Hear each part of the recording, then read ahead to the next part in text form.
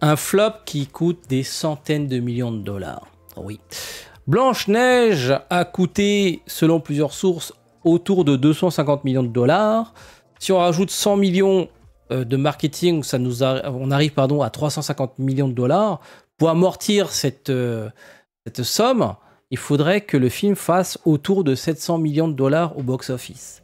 C'est-à-dire le double des coûts de production et de marketing. Pourquoi le double? Parce qu'en général, la moitié des recettes en salle sont récupérées par les salles. Et ensuite, ce qui reste se partage entre les producteurs et distributeurs du film. Et actuellement, le film a rapporté 170 millions sur les 700 millions qu'il doit faire au box-office. Ça fait un trou énorme, les amis. Voilà. Et encore, certains disent que le budget de 250 millions de dollars est plutôt une estimation basse, parce qu'il y a eu des reshoots, il y a eu de la CGI ajoutée après coup, après une polémique autour des nains, la CGI qui est d'ailleurs dégueulasse. Donc, le film va coûter très cher à Disney.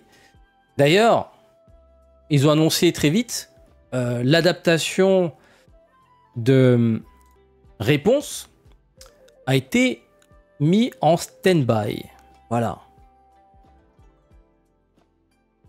Alors, comment expliquer ce flop, les amis? Comment expliquer ce flop? Est-ce que c'est à cause de l'actrice principale, Rachel Zegler, et ses nombreuses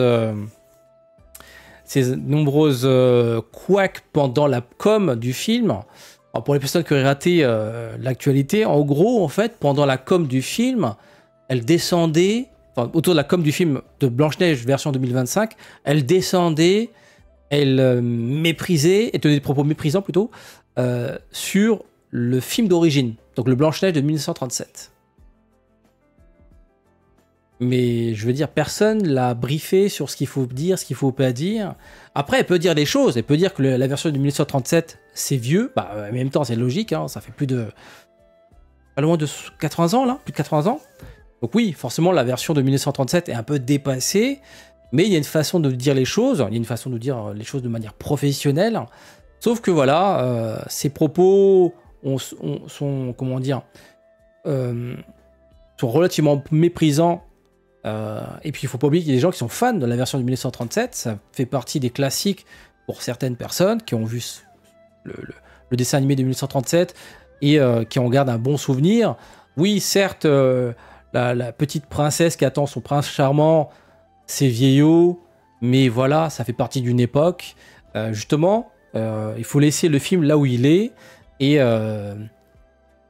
voilà, et se concentrer sur on va dire, les points forts du film de 2025, sauf que voilà, ces déclarations pendant la promo du film auraient pu contribuer au flop actuel, en fait. Et c'est ça ce qui est dommage, parce que on parle quand même d'un flop monstrueux et qui va impacter une autre production.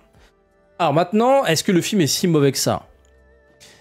Bon, malheureusement, avec Internet, il existe le phénomène de review bombing, c'est-à-dire les gens sur Internet mettent des mauvaises notes sur le film. D'ailleurs, en parlant de ça, le film a obtenu 1,6 étoiles sur 10 sur IMDb, donc Internet Movie Database, le pseudo Wikipédia consacré au cinéma, soit la pire note concernant une adaptation. Ce film a réussi à battre Dragon Ball Evolution, qui est à 2,5 sur 10. Voilà. Incroyable. Qui l'aurait cru qu'un jour Dragon Ball Evolution allait perdre son trône de pire adaptation? Donc, dites-moi dans l'espace commentaire, pour les personnes qui ont vu le film, est-ce que c'est un si mauvais film que ça? Je suis pas allé le voir.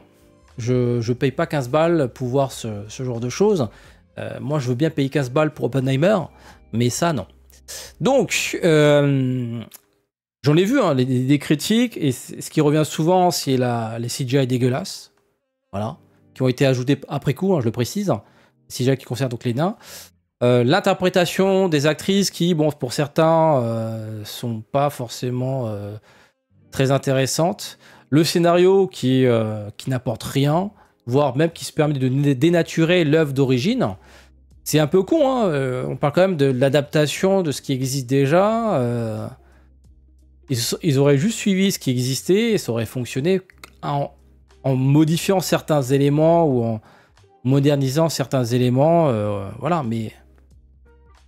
Donc ils sont partis sur d'autres propos. Blanche-Neige qui est devenue apparemment une sorte de féministe qui revendique... Enfin, qui se veut leaduse d'opinion. Mais c'est pas ce qu'on demande à Blanche-Neige. C'est pas Blanche-Neige tout court. À la base, c'était pas ça, l'histoire. Soit ils font comment dire, une autre œuvre s'inspirant de Blanche-Neige. Dans ce cas-là, ils peuvent aller où ils veulent. Là, malheureusement, le film s'appelle Blanche-Neige. Voilà, c'est con, mais... Il y a des codes à respecter, comme les nains. D'ailleurs, le film s'appelle Blanche-Neige sans les nains. C'est con, parce qu'en fait, les nains, il y a eu un couac, il y a eu un bad buzz autour des nains. Et en fait, suite au bad buzz, ils ont décidé de les intégrer en CGI, parce qu'à la base, ils avaient fait appel à des acteurs qui n'étaient pas des personnes de petite taille pour interpréter donc les nains en prise de vue réelle. Il y a eu un message de Peter Dinklage, donc l'acteur qui jouait dans Game of Thrones, qui trouvait ça aberrant, qu'ils n'ont pas fait appel à des acteurs de petite taille pour jouer les nains. Suite à son message et au bad buzz qui a été fait par la suite, ils ont donc décidé de rajouter les nains en CGI. Donc voilà, c'est vraiment... Je comprends pas leur... Il y a personne qui se pose des questions dans leur production, en fait. Bon, après... Ils étaient dans leur période woke, parce que, encore une fois, pour moi, c'est le problème de ce que fait Disney depuis quelques années, c'est de mettre le progressisme, de l'imposer. C'est plutôt... Le progressisme, en fait, existe dans l'art, en général. Dans l'histoire du cinéma, on a eu énormément d'œuvres progressistes, et même dans l'art en général. Et le fait d'imposer dans ces récentes productions le progressisme pour plaire à un parti politique, à un moment donné, il faut dire les choses, hein. C'est juste pour gagner des points auprès d'un parti politique. Là, on a vu que aux États-Unis, la politique a changé avec le nouveau président. Il y a 2 mois, suite à l'élection de Trump, le PDG de Disney, donc Bob Iger, a annoncé que maintenant ils vont se calmer un petit peu et qu'ils vont se recentrer sur le divertissement. Parce que oui, c'est ça le problème, c'est qu'on ne va pas au cinéma pour qu'on nous impose une vision sur la société. Je veux dire, chacun fait ce qu'il veut. On va au cinéma pour se divertir. Si, à travers le divertissement, on arrive à se poser des questions sur la société, sur est-ce que la société doit être progressiste, est-ce que l'évolution de la condition de la femme doit évoluer ou pas, etc. Il n'y a pas de problème en fait. Mais d'imposer une vision progressiste alors que parfois il n'y a pas lieu d'être dans une narration qui est censée nous divertir, dans une histoire qui est censée nous divertir, voilà, forcément à un moment donné ça coince, ils perdent de l'argent. Blanche-Neige, on a un cas concret avec Blanche-Neige. Récemment, il y a eu Acolyte, voilà, annulé, alors que la série a coûté, pareil, plus de 200 millions de dollars. Encore de l'argent perdu. C'est juste qu'en fait, à un moment donné, à force de perdre de l'argent, Disney, ils ont dit, bon, on va s'arrêter un petit peu. Donc, en fait, ça montre que Disney, en fait, ils ont un peu rien à foutre de la diversité, de l'inclusion, en vrai. Parce que si ça rapportait de l'argent, ils auraient continué. Sauf que là, à un moment donné, il faut faire les comptes. Marvel fonctionne plus aussi bien qu'avant. C'est pour ça qu'ils ont rappelé en urgence Robert Downey Jr. alors que son personnage est mort. Hein. Ils ont essayé hein, avec des films un peu girl power avec The Marvels. Pareil, c'était un flop. Je crois que c'est un des pires Marvel en termes de rentabilité. Donc à un moment donné, en fait, l'argent magique, elle est plus magique, quoi. À un moment donné, à force d'en perdre, voilà. Donc, est-ce que Blanche-Neige, est-ce que c'est finalement une bonne chose pour Disney? Voilà. Est-ce que c'est pas la goutte de trop qui les oblige à fonctionner différemment? Faites-nous des bons films, point. S'il y a des messages progressistes dedans, on s'en fout. C'est ça, en fait, le truc. Concentrez-vous sur faire des bons films. Si dans le bon film, l'actrice et les couleurs est d'origine afro-américaine ou asiatique ou métisse, on s'en fout en vrai. Racontez-nous des belles histoires. C'est ça la finalité. C'est ça le plus important. On paye 15 balles pour se divertir et pas pour qu'on nous impose une vision de la société. Même si on peut adhérer à cette vision. Mais il y a une différence entre imposer cette vision et divertir la personne qui a payé 15 €. Voilà, il y a une différence quand même.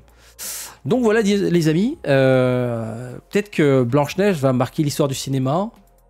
Pas parce que le film a floppé, mais peut-être parce que c'est le départ de quelque chose qui s'arrête. Donc ces films avec agenda politique, pour se recentrer sur, comme le dit le PDG de Disney, se recentrer sur le divertissement. C'est ça, la magie de Disney, nous divertir. Donc voilà les amis, j'avoue que quand j'ai appris le budget du film, ce qu'il a rapporté, je me dis, oula, ça fait beaucoup de flops. Hein. Disney, ils ont beau avoir beaucoup d'argent, mais quand on voit que les Marvel rapportent de moins en moins d'argent, et qu'ils jouent énormément gros avec Doomsday, et que récemment ils ont des projets très coûteux qui sont arrêtés. Encore une fois, exemple The Acolyte. Le flop de Blanche-Neige est peut-être la goutte de trop, parce que voilà, ils ont mis en stand-by réponse. Voilà. Dites-moi si vous pensez que c'est une bonne chose que tout ça s'arrête. Ouais, en vrai, moi j'aime bien quand ils se concentrent que sur la création. Voilà. Sur ce, je vous dis à très bientôt pour d'autres vidéos. Ciao, ciao.